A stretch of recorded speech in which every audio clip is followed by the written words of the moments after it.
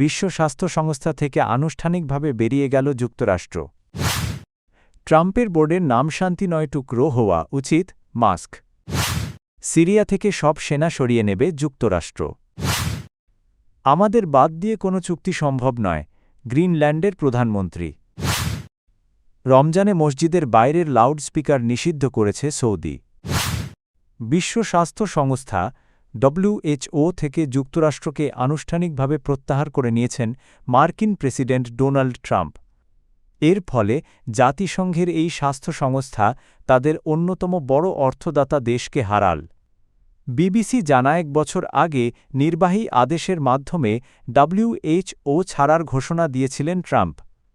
COVID-19 মহামারীর সময় সংস্থাটির বিরুদ্ধে চীন ঘেঁষা আচরণের অভিযোগ তুলে এই সিদ্ধান্ত নেওয়া হয়। যুক্তরাষ্ট্রের স্বাস্থ্য ও মানবসেবা বিভাগ জানিয়েছে, মহামারী মোকাবিলায় WHOর ব্যর্থতা প্রয়োজনীয় সংস্কার না করা এবং রাজনৈতিক প্রভাবের কারণেই যুক্তরাষ্ট্র সরে দাঁড়িয়েছে। তবে WHO এসব অভিযোগ প্রত্যাখ্যান করেছে। সংস্থাটির মহাপরিচালক টেড্রোস আধানম গেব্রেয়েসুস বলেন, যুক্তরাষ্ট্রের এই সিদ্ধান্ত বৈশ্বিক জনস্বাস্থ্যের জন্য ক্ষতিকর। তিনি পোলিও নির্মূল, এইডস প্রতিরোধ এবং মাতৃমৃত্যু হ্রাসে WHOর গুরুত্বপূর্ণ ভূমিকার কথা তুলে ধরেন। উল্লেখ্য, ভবিষ্যৎ মহামারী মোকাবিলায় আন্তর্জাতিক চুক্তি অনুমোদন করলেও যুক্তরাষ্ট্র তাতে অংশ নেয়নি। মার্কিন ধনকুবের ইলন মাস্ক আবারও রসিকতার ছলে প্রেসিডেন্ট ডোনাল্ড ট্রাম্পকে খোঁচা দিয়েছেন। তিনি বলেছেন, ট্রাম্পের বোর্ড অব পিস এর নাম শান্তি, পিস না হয়ে পিস বা টুকরো পিস হওয়া উচিত ছিল। দাভোসে বিশ্ব অর্থনৈতিক ফোরামের এক প্যানেল আলোচনায় মাস্ক বলেন, আমি যখন শান্তি বোর্ডের কথা শুনলাম তখন ভাবলাম, এটা কি শান্তির বোর্ড নাকি গ্রিনল্যান্ডের ছোট টুকরো কিংবা ভেনেজুয়েলার এক টুকরো অংশ? তার এই মন্তব্যে দর্শকদের মধ্যে হাসির রোল পড়ে যায়। পরে তিনি যোগ করেন, আমরা তো সবাই কেবল শান্তিই চাই। ট্রাম্পের নেতৃত্বে গঠিত এই শান্তি বোর্ড শুরুতে গাজা যুদ্ধবিরতি তদারকির উদ্যোগ ছিল। তবে এখন ট্রাম্প প্রশাসনের পরিধি বাড়িয়ে ভবিষ্যতে বিভিন্ন আন্তর্জাতিক বিরোধ মেটানোর প্ল্যাটফর্ম হিসেবে গড়ে তুলতে চায়। মাস্ক সাধারণত ট্রাম্পের ঘনিষ্ঠ মিত্র হিসেবেই পরিচিত, তবে সাম্প্রতিক সময়ে তাদের সম্পর্কে টানাপোড়েনের মধ্যেই এই ব্যঙ্গাত্মক মন্তব্য নতুন আলোচনার জন্ম দিয়েছে। সিরিয়ার কুর্দি নেতৃত্বাধীন বাহিনী SDF-এর বিরুদ্ধে দেশটির সরকারি সেনাদের ধারাবাহিক সাফল্যে উদ্বিগ্ন হয়ে পড়েছে যুক্তরাষ্ট্র। পরিস্থিতি এমন পর্যায়ে পৌঁছেছে যে সিরিয়ায় মোতায়েন প্রায় ১৫০০ মার্কিন সেনা দ্রুত ফিরিয়ে নেওয়ার কথা ভাবছে ওয়াশিংটন। খবর ওয়াল স্ট্রিট জার্নালের। প্রতিবেদনে বলা হয়েছে, সিরিয়া সরকার উত্তরাঞ্চলে সিরিয়ান ডেমোক্রেটিক ফোর্সেস SDF-এর বিরুদ্ধে ব্যাপক অভিযান চালাচ্ছে। SDF-এর সাংগঠনিক কাঠামো ভেঙে পড়লে সেখানে মার্কিন সামরিক উপস্থিতির আর কার্যকর প্রয়োজন থাকবে না, এমন মূল্যায়ন করছে পেন্টাগন। যুক্তরাষ্ট্রের কর্মকর্তারা জানিয়েছেন, গত এক সপ্তাহের দ্রুত পরিবর্তনশীল ঘটনাপ্রবাহ সিরিয়ায় মার্কিন উপস্থিতির যৌক্তিকতা নতুন করে পর্যালোচনায় বাধ্য করেছে।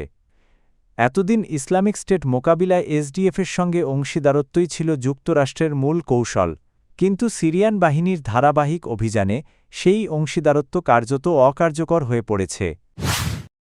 গ্রিনল্যান্ডের প্রধানমন্ত্রী জেন্স ফ্রেডেরিক নিলসেন জানিয়েছেন, গ্রিনল্যান্ড নিয়ে যুক্তরাষ্ট্রের প্রেসিডেন্ট ডোনাল্ড ট্রাম্প যে ফ্রেমওয়ার্ক চুক্তির কথা বলেছেন সে বিষয়ে তিনি কোনো তথ্যই জানেন না। তিনি স্পষ্ট করে বলেন, গ্রিনল্যান্ডকে বাদ দিয়ে কোনো চুক্তি সম্ভব নয়। বৃহস্পতিবার এক সংবাদ সম্মেলনে নিলসেন বলেন, গ্রিনল্যান্ড সংক্রান্ত যে কোনো চুক্তি করার এখতিয়ার একমাত্র গ্রিনল্যান্ড ও ডেনমার্কের রয়েছে।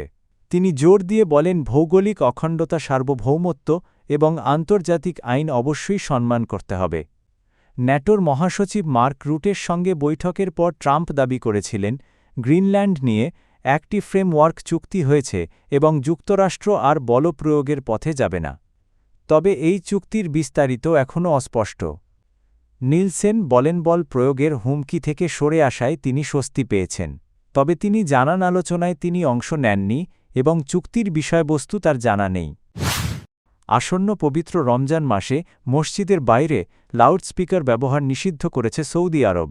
তবে আজান ও ইকামতের সময় মসজিদের বাইরের লাউডস্পিকার ব্যবহার করা যাবে। দেশটির ইসলামিক বিষয়ক কল ও গাইডেন্স মন্ত্রী শেখ আব্দুল লতিফ আল শেখ এই নির্দেশনা জারি করেছেন বলে জানিয়েছে সৌদি গেজেট। মন্ত্রণালয়ের ঘোষিত রমজান প্রস্তুতি নির্দেশনায় বলা হয়েছে নামাজের সময়সূচি কঠোরভাবে মেনে চলতে হবে, বিশেষ করে এশার আজান ও নামাজের সময়ের বিষয়ে গুরুত্ব দেওয়া হয়েছে। মসজিদের পরিচ্ছন্নতা, নিরাপত্তা এবং ব্যবস্থাপনায় বাড়তি নজর দেওয়ার নির্দেশ দেওয়া হয়েছে। বিশেষ করে নারীদের নামাজের জায়গা পরিচ্ছন্ন ও নিরাপদ রাখার ওপর জোর দেওয়া হয়েছে। এছাড়া ইফতার আয়োজন শুধুমাত্র মসজিদের নির্ধারিত স্থানে করতে হবে। পানির ব্যবস্থাপনাও প্রয়োজন অনুযায়ী নিয়ন্ত্রিতভাবে পরিচালনার নির্দেশ দেওয়া হয়েছে।